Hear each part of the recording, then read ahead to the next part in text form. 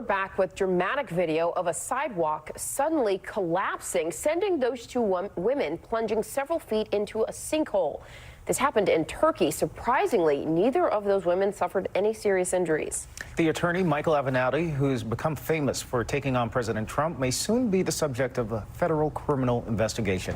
Avenatti and his client, Julie Swetnick, accused then Supreme Court nominee Brett Kavanaugh of sexual misconduct during Kavanaugh's confirmation hearing.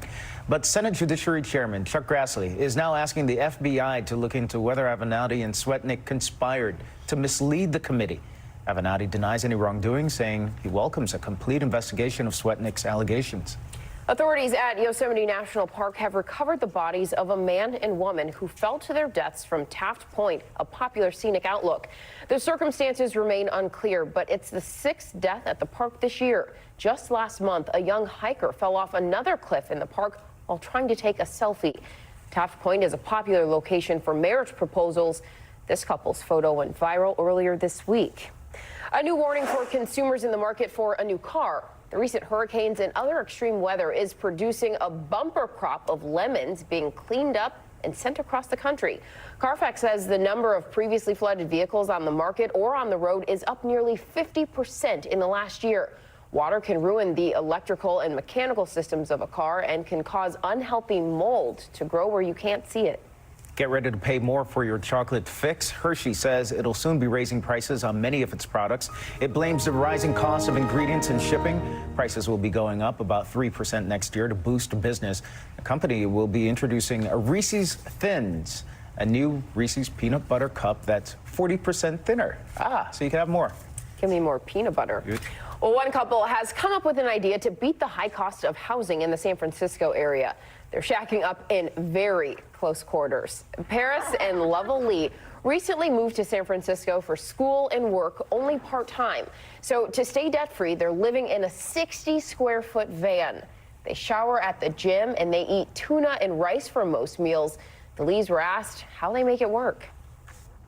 I would say unity, commitment, and success, as in the end goal in mind, you know, and then love too.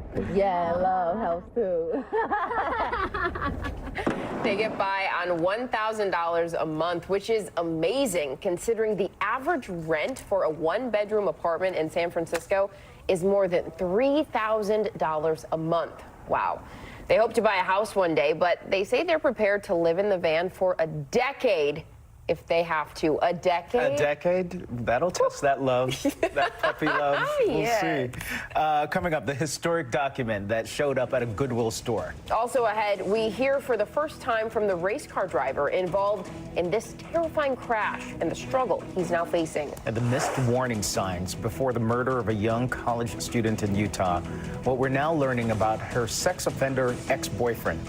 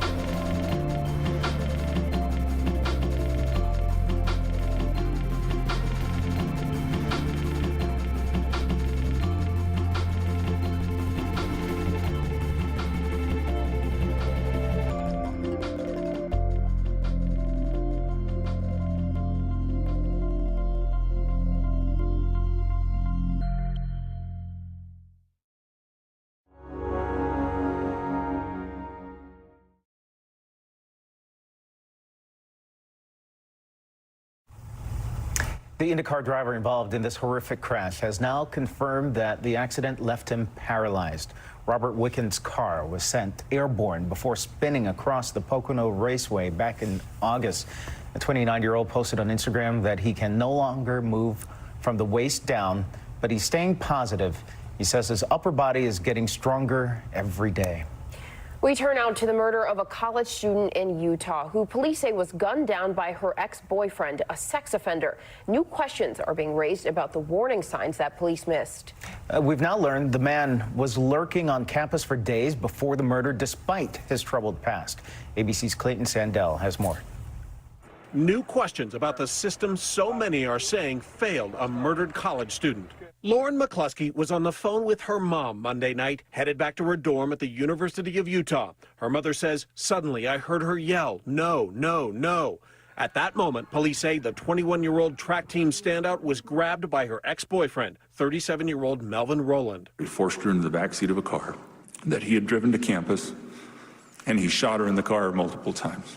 McCluskey dated Rowland for a month, but broke it off October 9th after discovering he'd lied about his name and age and was a registered sex offender. At a parole hearing, he once said this. Every woman I've met or come across, I used my manipulation tactics to get what I wanted. On October 13th, McCluskey told campus police Rowland was blackmailing her for $1,000, threatening to post explicit pictures of her online. But police now revealing detectives didn't begin their formal investigation until nearly a week later and never contacted Rowland's parole officers who could have sent him back to prison. I did not believe that there was enough evidence at that time to share with other law enforcement. There was no indication from Lauren to us at any point in this investigation that he was threatening physical harm. Police say as they closed in on Rowland, he ran into a church and killed himself. Clayton Sandell, ABC News.